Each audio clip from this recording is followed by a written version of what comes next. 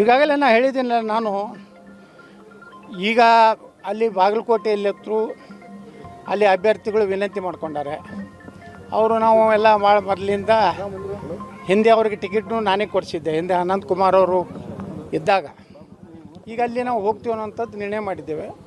ದಾವಣಗೆರೆಯಲ್ಲೇನೋ ಮುಸ್ಲಿಮರು ಓಟ್ ಹಾಕ್ತಾರೆ B J ಪಿಗತ್ತೇನೋ ಖುಷಿ ಒಳಗೆ ಅದಾರೆ, ಒಂದೂ ಬೀಳೋದಿಲ್ಲ ತಪ್ಪಿ. ಆ ರೀತಿ ಇವತ್ತೆಲ್ಲ ಸಿದ್ದರಾಮಯ್ಯವ್ರ ಬಳಿ ಬಂದು ಎಲ್ಲ ಪ್ಯಾಕೇಜ್ ಅನೌನ್ಸ್ ಆಗಿದೆ, ಮುಗಿದು ಇವತ್ತೆಲ್ಲ ಅಲ್ಲೇ ಹಾಕ್ತಾರೆ ಕಾಂಗ್ರೆಸ್ಗೆ. ಮಾಡಿ ಅವ್ರು ಕಾಂಗ್ರೆಸ್ ಬಿಟ್ಟರೆ ಎಲ್ಲಿವರೆಗೆ 40% ಅವ್ರು ಆಗೋದಿಲ್ಲ ಕಾಂಗ್ರೆಸ್. 40% ಮುಸ್ಲಿಮರು ಆದ್ಮ್ಯಾಗ ಜಮೀರ್ ಅಹ್ಮದ್ ಖಾನ್. ಇದನ್ನು ಪಕ್ಕ ಬರ್ಕೊಂಡ್ಬಿಡ್ರಿ. ಈ ದೇಶನಾಗ ಅವ್ರಿಗೆ ನೋಡ್ರಿ, ನಮ್ಮ ಹಂಗೆ ಹಿಂದೂಗಳಂಗೆ ಹೊಡೆದು ಓಟ್ ಹಾಕೋದಿಲ್ಲ ಅವರು.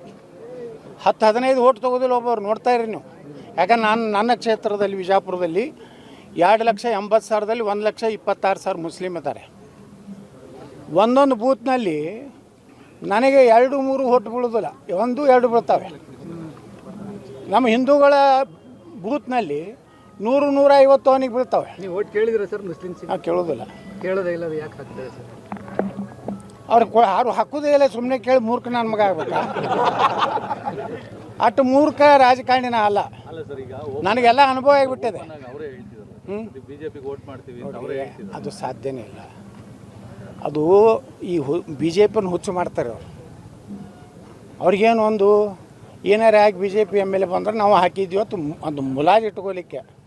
ಒಂದು ಓಟ ಹಾಕಿದ್ರೆ ಕೇಳ್ರಿ, ಈ ದಾವಣಗೆರೆ ಇಲೆಕ್ಷನ್ ಮುಗಿದ ಮ್ಯಾಗ ಅಭ್ಯರ್ಥಿಗೆ ಕೇಳ್ರಿ, ಬಿ ಜೆ ಪಿಯವ್ರಿಗೆ ಹಾಕ್ಯಾರ ಅವ್ರು ಹಾಕೋದಿಲ್ಲ. ನೋಡ್ಬೇಕ್ರಿ, ನಾನು ಅಲ್ಲಿ ಹೋಗಿಲ್ಲ.